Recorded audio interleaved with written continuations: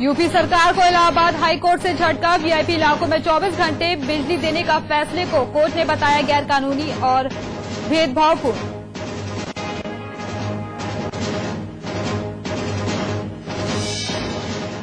BSP महासचिव नसीमुद्दीन सिद्दीकी के खिलाफ एक और जांच का आदेश। कम कीमत पर जमीन खरीदने के मामले में राज्य सरकार ने सिद्दीकी और उनकी पत्नी के खिलाफ विजिलेंस जांच का दिया आदेश।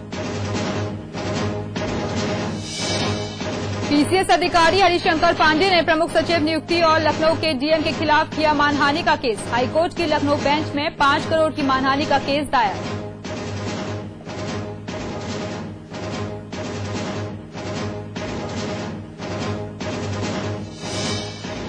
चंदौली में ट्रक ने पुलिस जीप को मारी टक्कर। हादसे में 4 लोगों की मौत, 5 पुलिसकर्मी गंभीर रूप से घायल।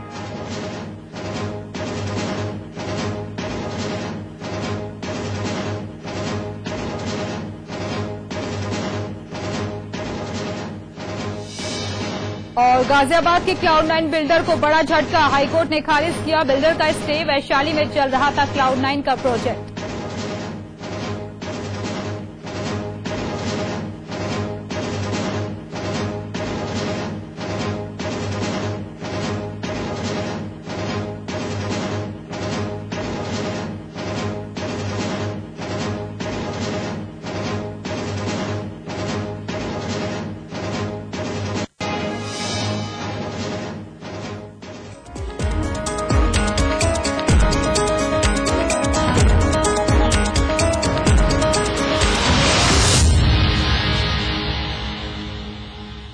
बिहार के डीजीपी अभय नंद ने कहा कि बोधगया में रविवार को 10 धमाके हुए थे। उन्होंने बताया कि रविवार को लग रहा था कि 9 धमाके हुए हैं, लेकिन सोमवार को एक और बम बरामद किया गया जो फट चुका था। मामले में एक संदिग्ध को हिरासत में लिया गया। बोधगया में हुए सीरियल धमाकों का सीसीटीवी फुटेज जारी हो गया है। फुटेज के मुताबिक सुबह 5:40 27 सेकंड पर पहला धमाका हुआ। एक के बाद एक धमाकों से लोग सहम गए। सीसीटीवी कैमरे ने इधर उधर भागते लोगों की तस्वीरें कैद की। धमाके के तुरंत बाद वहां तैनात सुरक्षाकर्मी हरकत में आ गए। फुटेज में सुरक्षाकर्मी लोगों को हटाते हुए और घटनास्थल की ओर भागते हुए देखे गए। बोधगया सीरियल बम धमाकों पर बिहार के मुख्यमंत्री नीतीश कुमार ने कहा कि ऐसी घटनाएं कहीं भी हो सकती हैं। घटनाओं पर किसी का बस नहीं। नीतीश ने कहा कि घटना के पीछे जो भी हैं उसे कानून के कटघरे में खड़ा किया जाए। नीतीश ने कहा कि मंदिर की आंतरिक सुरक्षा पुलिस के हवाले कर दी गई है। मोदी के भाषण से ब्लास्ट कनेक्शन को जोड़ने के दिग्विजय के ट्वीट पर नीतीश ने कहा कि वह दिग्विजय के बयान पर टिप्पणी नहीं करेंगे। नीतीश ने कहा कि सीआईएसएफ मंदिर की सुरक्षा की जिम्मेदारी ले। इससे पहले महाबोधि मंदिर परिसर के अंदर और बाहर हुए 9 धमाकों के स्थल का दौरा करने के बाद नीतीश ने धमाकों की निंदा की थी। कांग्रेस महासचिव दिग्विजय सिंह ने एक बार फिर विवादित बयान दिया है। उन्होंने कहा है कि बोधगया में धमाकों के एक दिन पहले ही नरेंद्र मोदी ने कहा था कि बिहार की जनता नीतीश कुमार को सबक सिखाएगी। इसके अगले ही दिन बोधगया में धमाके हो गए। कांग्रेस महासचिव दिग्विजय सिंह के इस विवादित बयान के बाद बयानों की रेल चल पड़ी है। बीजेपी ने कांग्रेस पर जवाबी हमला बोला है। वहीं दूसरी तरफ समाजवादी पार्टी के नेता एवं सांसद नरेश अग्रवाल ने भी दिग्गी राजा के इस बयान की कड़ी आलोचना की है।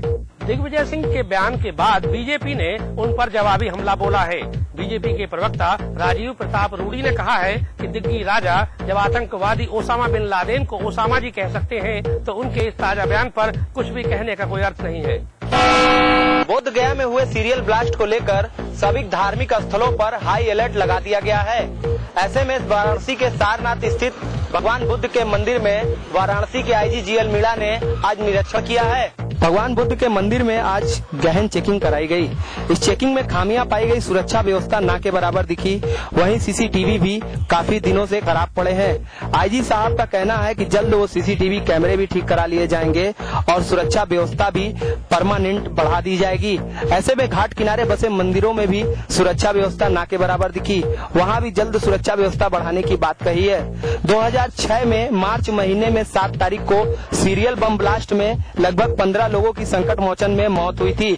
उसके बाद से ही मंदिर की जो सुरक्षा है वो प्रशासन के हाथ में होनी चाहिए थी, लेकिन आज भी वहाँ की सुरक्षा व्यवस्था प्राइवेट हाथों में है। बोधगया में हुए बम ब्लास्ट को लेकर सभी घाटों और मंदिरों पर सुरक्षा व्यवस्था कड़ी कर दी गई है।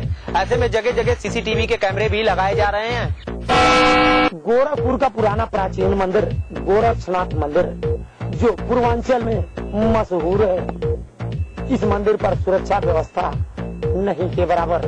गोरखपुर का पुराना प्राचीन मंदिर गोरक्षनाथ मंदिर यह पूर्वांचल ही नहीं बल्कि पूरे उत्तर प्रदेश का यानी पूरे भारत का ये माना जाना यह मंदिर है। यह मंदिर हमेशा संवेदनशील ही रहा। यहाँ पर सुरक्षा के नाम पर कभी भी कोई प्रशासनिक अधिकारी नहीं किए। अब तो हम ये भी बता दें कि इस मंदिर पर कई बार आतंकवादी नजरें भी गड़ी रही, लेकिन यहाँ के मंदिर की स्वयं सुरक्षा के चलते वो नाकाम हो गए। लेकिन अभी बिहार प्रदेश के बोधगया मंदिर पर जो सीरियल ब्लास्ट हुए हैं उसके बाद इस मंदिर की सुरक्षा व्यवस्था कड़ी होनी चाहिए, लेकिन सुरक्षा व्यवस्था नदारद है। वहीं योगी आदित्यनाथ का कहना है कि मंदिर की सुरक्षा व्यवस्था हम लोग स्वयं देखते हैं, प्रशासन इस पे ध्यान नहीं देता। जब इस पे जिले के जिम्मेदार अधिकारियों से वार्ता की गई तो कहे सुरक्षा व्यवस्था चाक चौबंद कर दी गई है। कांग्रेस संसद की कार्रवाई से ही नहीं अपने सहयोगियों से भी डरती है, तभी खाद्य सुरक्षा बिल के लिए मानसून सत्र का इंतजार नहीं बल्कि अध्यादेश की तरकीब लगाई गई, जिससे साफ हो जाता है कि कांग्रेस पार्टी चुनाव जल्दी चाहती है। लिहाजा बीजेपी को भी तैयार रहना होगा। बीजेपी पार्लियामेंट्री बोर्ड की बैठक के बाद ये मानना था पार्टी नेता अनंत कुमार का। 4 तारीख के बाद 8 तारीख यानी 4 दिनों के अंदर दूसरी बार बैठक हुई भाजपा संसदीय बोर्ड की। बैठक के बाद फैसला लिया गया कि 7 दिन के बाद दोबारा पार्टी संसदीय बोर्ड के नेता साथ में बैठेंगे और विचार किया जाएगा कि आने वाले विधानसभा चुनाव में पार्टी की रणनीति क्या होगी और खाद्य सुरक्षा बिल के नाम पर मानसून सत्र में पार्टी कैसे घेरेगी सरकार को। इसके साथ ही राजनीतिक अभियान और संगठनात्मक अभियान के लिए 2 शाखाओं का भी निर्माण किया गया।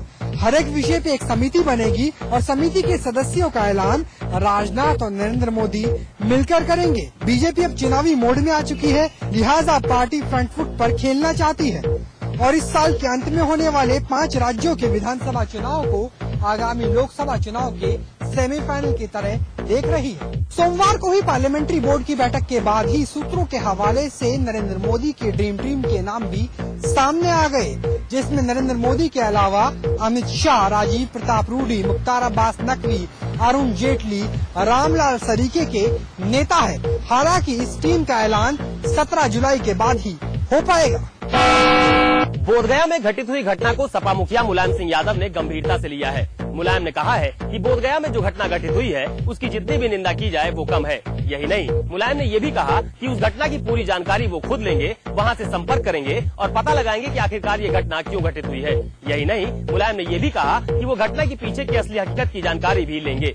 समूची दुनिया को सच अहिंसा का संदेश देने वाले महात्मा बुद्ध की तपोभूमि बोधगया में हुई आतंकी घटना को समाजवादी पार्टी सुप्रीमो मुलायम सिंह यादव ने बड़ी गंभीरता से लिया है। मुलायम सिंह यादव ने कहा है कि बोधगया जैसे पवित्र स्थान पर ऐसी घटना घटित हुई है और अब मुलायम सिंह यादव खुद इस घटना की जानकारी के लिए और वास्तविकता का पता लगाने के लिए वहां संपर्क करेंगे। यही नहीं, मुलायम ने ये भी कहा है कि वो पता करेंगे कि बोधगया में आखिर ऐसी घटना क्यों हुई और घटना के पीछे की असलियत क्या है। यही नहीं, मुलायम सिंह यादव ने ये भी कहा है कि घटना निंदनीय है और ऐसी घटना की जितनी भी निंदा की जाए वो कम है। मुलायम ने पूर्व प्रधानमंत्री चंद्रशेखर की पुण्यतिथि के मौके पर आयोजित सभा में ये भी कहा कि चंद्रशेखर के आदर्शों पर आज चलने की जरूरत है और चंद्रशेखर बहुत ही साधारण परिवार के थे, लेकिन साधारण परिवार के होते हुए भी वो सबसे बड़े पद तक जा पहुँचे।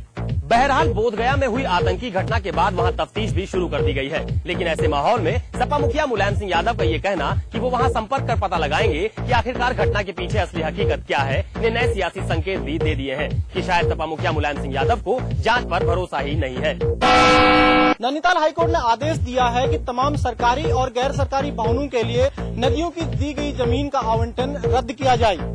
आदेश के अनुसार 60 दिन में नदी की जमीनों पर खड़े भवनों को ध्वस्त करना होगा। भवनों के मालिकों ने खुद इन भवनों को नहीं गिराया तो आदेश के मुताबिक सरकार को भवन गिराने होंगे। साथ ही नदियों की जमीन पर बने सरकार को अपने सरकारी भवनों को भी ध्वस्त करना होगा और नदियों की जमीन पर किए गए आवंटनों को भी 7 दिन के भीतर रद्द करना होगा। नैनीताल हाईकोर्ट ने साफ कहा है कि नदी के किनारे बसे जमीन पर सरकार की अनुमति के बिना कोई कब्जा न होने पाए। उत्तराखंड में जल्द ही एसडीआरएफ फोर्स का गठन किया जाएगा। इसके अलावा प्रदेश में कई जरूरी जगहों पर राजस्व पुलिस की जगह रेगुलर पुलिस की भी तैनाती की जाएगी। जो आपदा को देखते हुए प्रदेश सरकार ने सोमवार को कई महत्वपूर्ण फैसले लिए हैं। आखिरकार प्रदेश सरकार ने बाहरी राज्यों के साथ साथ उत्तराखंड के लोगों के लापता होने का आंकड़ा बता दिया है। जी हां, राज्य के 795 लोग इस आपदा में गायब हैं, जिसमें सबसे ज्यादा 653 लोग रुद्रप्रयाग से ही गायब हैं। वहीं 27 सरकारी कर्मचारी भी गायब बताए जा रहे हैं, जिसके बचने की संभावना सरकार ने छोड़ दी है। वहीं प्रदेश में अभी तक 4000 लोग लापता बताए जा रहे हैं, जो अन्य राज्यों के हैं। मुख्यमंत्री ने साफ कर दिया है कि 15 जुलाई के बाद सभी को मुआवजा दे दिया जाएगा। इसके अलावा सोमवार को मुख्यमंत्री विजय बहुगुणा की अधिकारियों के साथ बैठक हुई, जिसमें कई फैसले लिए गए। इसमें सबसे बड़ा फैसला प्रदेश में एसडीआरएफ के गठन को लेकर हुआ, जिसमें लगभग 1100 कर्मचारी काम करेंगे, जिन्हें 30% ज्यादा भत्ता इसमें मिलेगा, जिसे रुद्रप्रयाग, चंपावत, जोशीमठ, बागेश्वर और देहरादून में स्थापित किया जाएगा। इसके अलावा राज्य सरकार ने साफ कर दिया है कि सरकार कई जगहों पर राजस्व पुलिस की कमान रेगुलर पुलिस को सौंपने की तैयारी कर रही है। वहीं प्रदेश के मुख्यमंत्री विजय बहुगुणा ने साफ कर दिया है कि मंगलवार को वर्ल्ड बैंक एडीबी के साथ बैठक होगी और 12 जुलाई तक केंद्र सरकार को प्रदेश में हुए नुकसान का आकलन सौंप दिया जाएगा। उत्तराखंड में आई जल प्रलय के बाद पूरे देश की संवेदनाएं राज्य के लोगों के साथ हैं। तमाम राज्यों की सरकारें दलगत भावनाओं से ऊपर उठकर राज्य के लोगों की मदद कर रही हैं। लेकिन उत्तराखंड मूल के और टीम इंडिया के कप्तान महेंद्र सिंह धोनी की इस मामले पर खामोशी लोगों को हैरान कर रही है।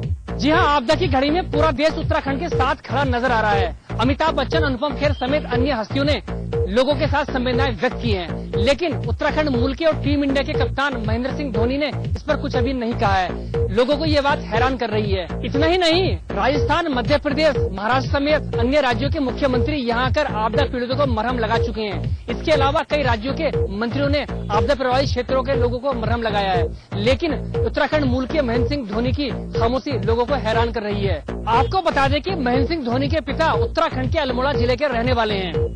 पूर्ववर्ती भाजपा सरकार ने धोनी को जिम कॉर्बेट पार्क का ब्रांड एम्बेसडर नियुक्त किया था।